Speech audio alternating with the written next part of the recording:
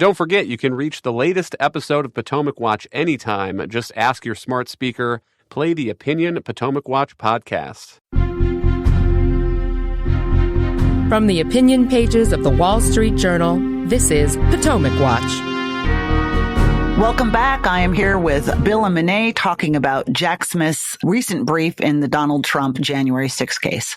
Bill, it strikes me, Monet just touched on an issue that I think is the huge flaw that runs throughout this entire brief, which is that it seems not to even consider the argument that will be made by the other side and whether or not it doesn't have some real merit. And that is the question about the president's interest in seeing that laws are faithfully executed. In this particular case, that there is election integrity in the federal running of elections at the state level. Now, you can argue all you want that that's not what Trump cared about. All he cared about was holding on to power.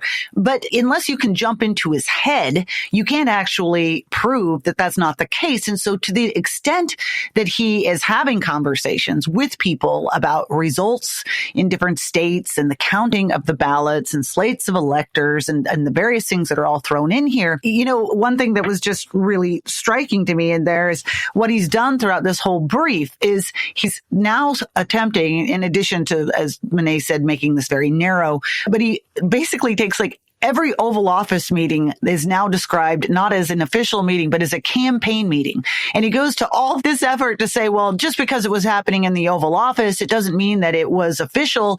Look at all the people who were there that are private individuals. Well, so who cares? The president always has private individuals like CEOs and heads of universities. Are you really suggesting that by definition, if there's someone who's not a government official in his office, he's not engaged in an official act? I mean, the other thing that he does is go out and say, well, when the president made this statement, he was giving it as a candidate, not as the president. Well, how do you just get to make that assumption and that argument? I mean, how do you see this? But it strikes me that is the issue, is to just not even have any regard for the notion that Trump might have been engaged in execution of laws. Yeah, I agree entirely. I think it speaks to the bad faith of Jack Smith, which I am concluding not from what he says, but what he's been doing. I think he breeze by all the complexities of this case. I mean, really, you have to think, does it really serve the nation to indict a former president who is running for president again?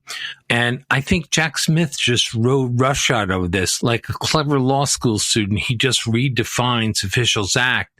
And the people that try to say, wait a minute, you got to deal with this, that, the other thing, like the Supreme Court, he just blows past them with a cheap redefinition of something as official acts.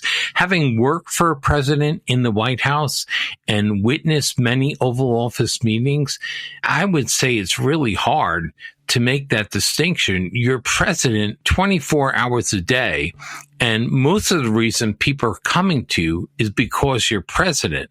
I think it's maybe the president sees his mother in the White House or something. That's, that could get by. The point is, it's a very complicated thing to try to differentiate. And Jack Smith pretends it's easy, and of course differentiates it in a crude way that just advances his case and doesn't seem to me to be taking the Supreme Court very seriously.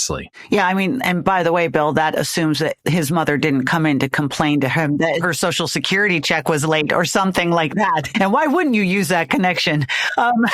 Monet, one last issue here. It just strikes me, I feel like there's a little bit of deja vu all over again going on. As Bill noted, Smith has not got the greatest track record on a lot of these public corruption cases that he's brought. The McDonald case was a huge flop. He's had some other big indictments he brought that ended in mistrials. And yet prior to the Supreme Court thing, the press just cheered him on. It's all great.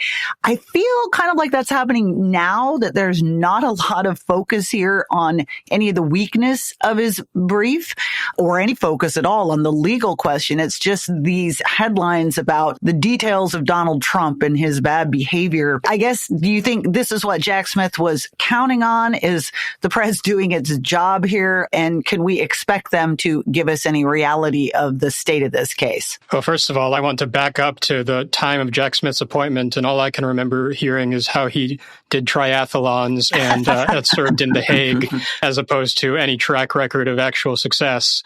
But I do think that at this point, the press understands that releasing a brief of this kind and getting these damning anecdotes about Donald Trump out into the open is essentially the point, in the same way that it was the point with the Alvin Bragg indictment. Nobody understood, including most of the press, the charges that were actually being brought, but they did understand Stormy Daniels and President Trump's alleged affair. And so they want to use these cases as an opportunity to drag Trump through the mud yet again. And it seems as if the case, even though there's no chance that it will be decided, of course, by election time, they want to have as many opportunities as possible for it to make headlines. And that's why you saw a lot of commentary on Trump saying, so what, about Mike Pence's safety, and very little commentary about the actual merits of the legal arguments that Jack Smith was making. Yeah, here's what worries me is that Jack Smith's brief is out there. People already have a very low opinion of the Department of Justice, at least certainly Republicans and conservatives. If Kamala Harris wins this election, whether or not this brief had anything to do with it, a lot of Republicans will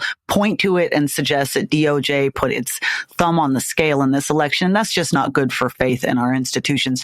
Thank you, Monet. Thank you, Bill. Thank you to all of our listeners. Happy Friday.